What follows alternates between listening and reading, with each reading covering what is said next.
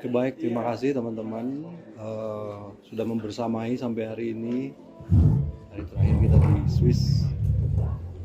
Jadi kemarin seperti kita ketahui bersama, Bapak Presiden hadir di Davos untuk menghadiri dua event yang kami kira cukup strategis. Yang pertama adalah penandatanganan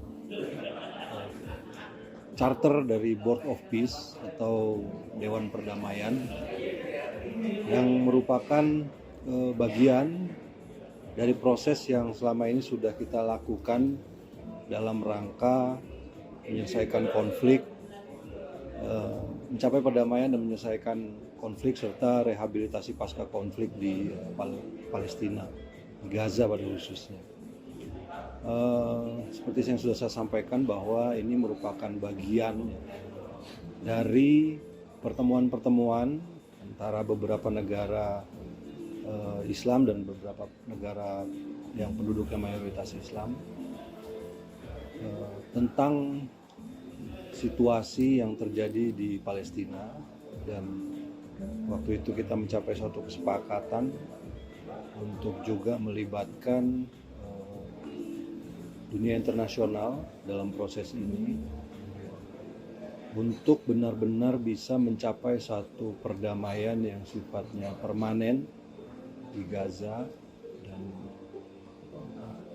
pertemuan tersebut kemudian dilanjutkan dengan pertemuan di Mesir, di Sharm el Sheikh, yang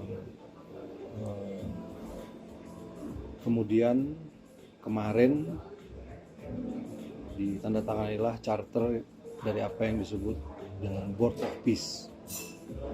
Sebenarnya Board of Peace ini merupakan suatu badan internasional, ya sekarang resmi jadi badan internasional yang bertugas untuk memonitor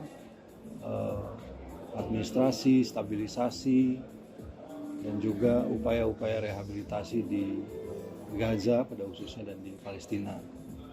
Indonesia memandang bahwa karena kita juga merupakan bagian dari negara-negara yang sejak awal ikut dalam proses ini, memandang bahwa Indonesia perlu untuk ikut bergabung. Dan terus terang saja perlu disampaikan bahwa prosesnya ini juga agak cepat. Dalam beberapa hari yang lalu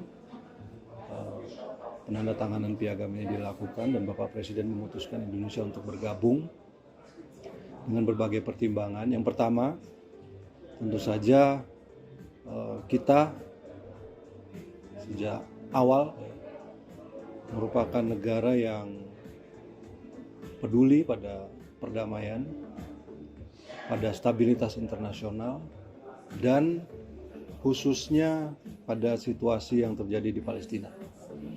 Karena Board of Peace ini merupakan bagian dari upaya untuk mencapai perdamaian tersebut, maka kita harus ada di dalamnya. Dan ini juga kita lakukan konsultasi dengan negara-negara yang kita sebut dengan Group of New York. Ada beberapa kali pertemuan, sebenarnya banyak percakapan, kemudian dialog yang terjadi, kemudian pertimbangan-pertimbangan, dan 2 hari sebelum penandatanganan kemarin semuanya bersepakat untuk ikut bergabung bersama Joint of Peace, bersama Board of Peace. Negara-negara tersebut antara lain adalah Saudi Arabia, kemudian Persatuan Emirat Arab, Qatar, kemudian Jordan, Turki, Pakistan, dan Indonesia tentu saja. Mesir juga ada di situ. Jadi semuanya bersepakat. Kemudian kita meyakini bahwa Board of Peace ini adalah sebuah langkah yang konkret setelah sekian lama untuk bisa mencapai apa yang kita harapkan di Palestina. Tentu saja kehadiran semua negara-negara ini di dalam Board of Peace tersebut untuk bisa terus mengawal, kemudian memastikan bahwa upaya yang dilakukan oleh Board of Peace ini tetap berorientasi pada kemerdekaan Palestina dan tercapainya solusi dua negara. Dan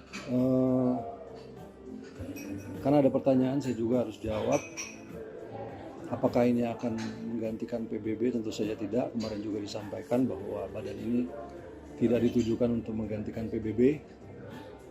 Ini adalah suatu badan internasional yang merupakan yang lahir dari kepedulian untuk menciptakan perdamaian dan stabilitas khususnya di Gaza.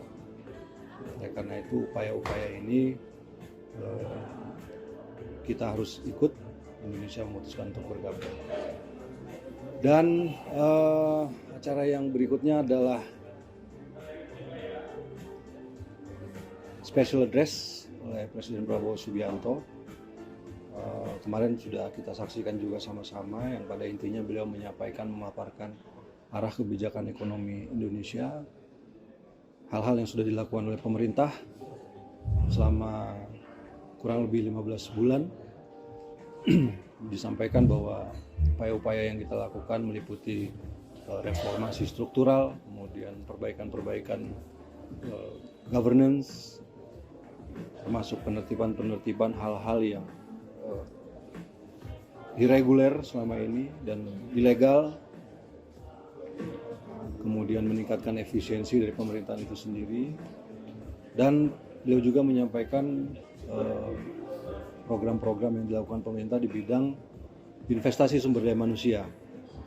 Karena tanpa sumber daya manusia yang berkualitas, apa yang kita inginkan dan kita cita-citakan bagi bangsa kita itu tidak akan terwujud.